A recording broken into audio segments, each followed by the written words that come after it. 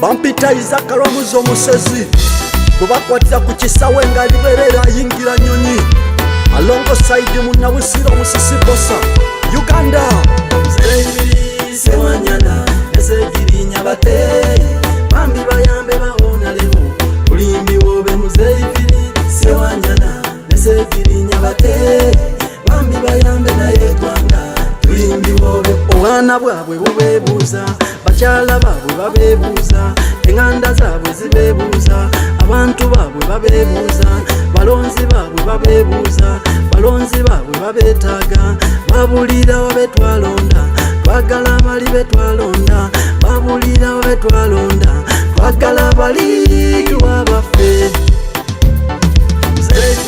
Ssewannyana ne Sseggiriinya bateeyi bambi bayambe bawona lewo bulimbi wobe muzeeyifiri. Ssewannyana ne Sseggiriinya bateeyi bambi bayambe naye eggwanga bulimbi wobe. Ya President libosi bigambo byangula ddoboozi lya muntu wa bulijjo be bantumye kugambe sabatosi bankwegayidde gamba ne basajja bote bageza ne bacunya nze bintabudde nkugumuke wange ejo matumbi budde ng'emizimu gimbuuza abasuku omu abakizibu omulala abakojja nvudde mu kitande bikunta mbikutte mu ngalo waliwo ekibuuzo wayida sipiika does not make a lolo call for conducting a meeting in parliament okumanya MP kyabulawo n'ensonga lwaki teyazze era ni keesi bw'abanga abamusiba n'okumanya aliko mawodi watekebwewo n'etteeka nga MP abawanjalo talina sibanga kisikirize kwabo abaliddawo okwenyigira mu byabufuzi by'ensi yaabwe tunonze koze research tuse ne ripooti tuhona leboza missing in this 11th parliament twasindiko tukigira katintino imprisonment bane statement tuve mu debate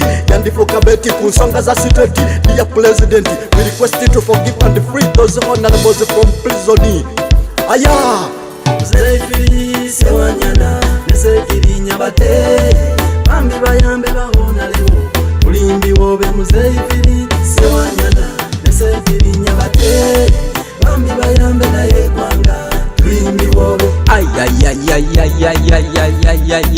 Munnabusiro nze jjajja yaŋŋamba okutaga bwe kuboolanya abataka n'ekitava buli kyekirwayiza ddala enkoko olukya naye nga lunafuka lukyateera olwa Ssenkole olwa Ssenkuyombereko ng'omutaka w'ekitende bintano binnuma binyiga Uganda eneeba etya. Ssewannyana ne Sseggiriinya bateeyi bambi bayambe bawona lewo bulimbi wobe muzeeyifiri. Ssewannyana ne Sseggiriinya bateeyi bambi bayambe naye eggwanga bulimbi wobe. anti bampita Isaac Rwamuzo omusezi gwe bakwatira ku kisawe nga liberera ayingira nyonyi Uganda.